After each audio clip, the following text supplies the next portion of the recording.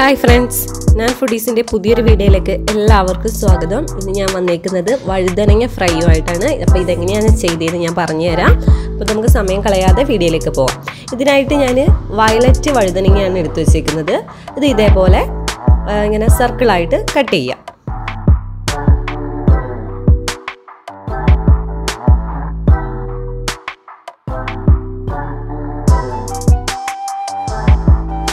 നമുക്ക് ഇഷ്ടമുള്ള ഷേപ്പിൽ കട്ട് ചെയ്യാം.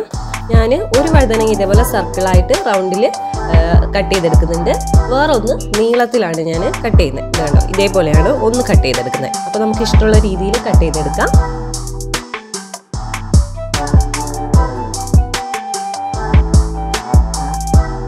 അപ്പം ഞാനെല്ലാം കട്ട് ചെയ്ത് വെച്ചിട്ടുണ്ട്.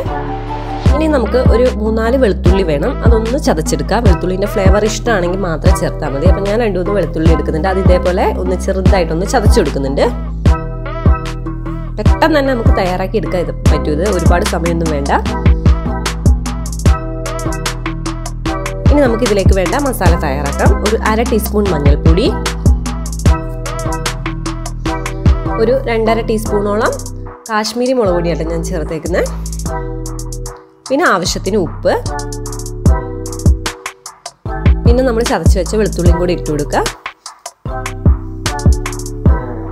പിന്നെ കുറച്ച് വെളിച്ചെണ്ണയും കൂടെ ഒഴിച്ചു കൊടുക്കുക. വെളിച്ചെണ്ണ ഇല്ലെങ്കിൽ കുഴപ്പമില്ല, വെള്ളത്തിൽ തന്നെ മിക്സ് ചെയ്തെടുത്താലും മതി. കുറച്ച് വെള്ളം ഒഴിച്ചിട്ട് കുഴച്ചെടുത്താലും മതി.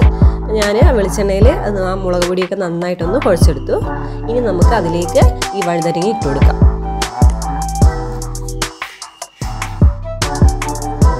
ഇനി മസാല നന്നായിട്ട് ഈ വഴുതനങ്ങയിലേക്ക് തേച്ച് പിടിപ്പിക്കാം. നമുക്ക് കറി മീനൊന്നും ഇല്ലെങ്കിൽ പെട്ടെന്ന് ഒരു ഫ്രൈ വേണമെന്നുണ്ടെങ്കിൽ ഇങ്ങനെ വഴുതനങ്ങ ഉണ്ടെങ്കിൽ ഇങ്ങനെ പെട്ടെന്ന് എളുപ്പത്തിൽ തന്നെ നമുക്ക് ചെയ്തെടുക്കാൻ പറ്റും. അപ്പോൾ നല്ല ടേസ്റ്റാണിത്. കുറച്ചൊരു വെള്ളം കൂടെ ഞാൻ ഒഴിച്ചു കൊടുക്കുന്നുണ്ട്.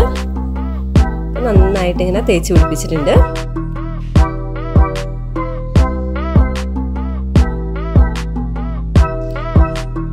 ഇതൊക്കെ ഒന്ന് പിടിക്കാൻ വേണ്ടിയിട്ട് നമുക്കൊരു 15 മിനിറ്റ് വെക്കാം. അത്രയും മതി, ഒരുപാട് നേരം വെക്കണ്ട. അപ്പോഴത്തേക്കും ഇതിലേക്ക് നന്നായിട്ട് മസാലയൊക്കെ പിടിച്ചിട്ടുണ്ടാവും. അപ്പം നമുക്കിനി ഇത് ഫ്രൈ ചെയ്തെടുക്കാം. ഞാൻ 15 മിനിറ്റോളം വെച്ചിരുന്നു. ഞാനിത് വെളിച്ചെണ്ണയിൽ തന്നെയാണ് ഫ്രൈ ചെയ്തെടുക്കുന്നത്. അപ്പം ഞാനൊരു പാനിലേക്ക് വെളിച്ചെണ്ണ ഒഴിച്ചു കൊടുത്തിട്ടുണ്ട്. കുറച്ച് വെളിച്ചെണ്ണ ഒഴിച്ചാൽ മതി. ഇതിൽ തന്നെ നമുക്ക് ഫ്രൈ ചെയ്തെടുക്കാം. എന്നിട്ട് ഓരോന്നോരോന്നായിട്ട് വെച്ച് കൊടുക്കാം.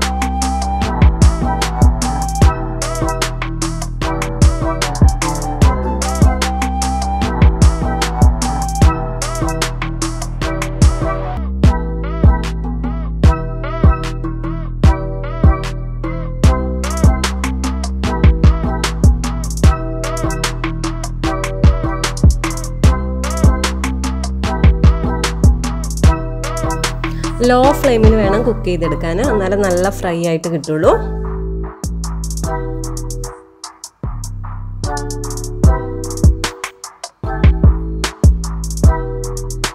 അപ്പം ഞാനെല്ലാം തിരിച്ചിട്ട് കൊടുത്തിട്ടുണ്ട്. അങ്ങനെ ഇടയ്ക്കിടയ്ക്ക് തിരിച്ചു മറിച്ചിട്ട് കൊടുക്കുക.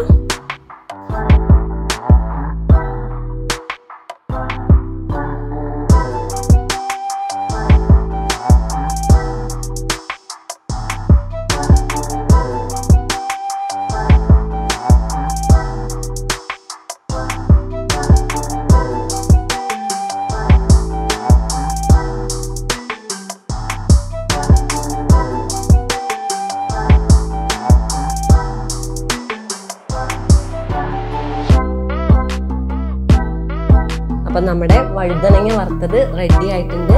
അപ്പം നല്ല ചൂട് ചോറിൻ്റെ കൂടെ കഴിക്കാൻ വളരെ ടേസ്റ്റാണിത്. അപ്പോൾ ഇതെല്ലാവരും ഒന്ന് ട്രൈ ചെയ്ത് നോക്കണം. ഇതേപോലെ പാത്രം അങ്ങനെ ചിരിച്ചു വെച്ച് എണ്ണയൊക്കെ കളഞ്ഞിട്ട് വേണം ഇത് കോരിയെടുക്കാനായിട്ട്.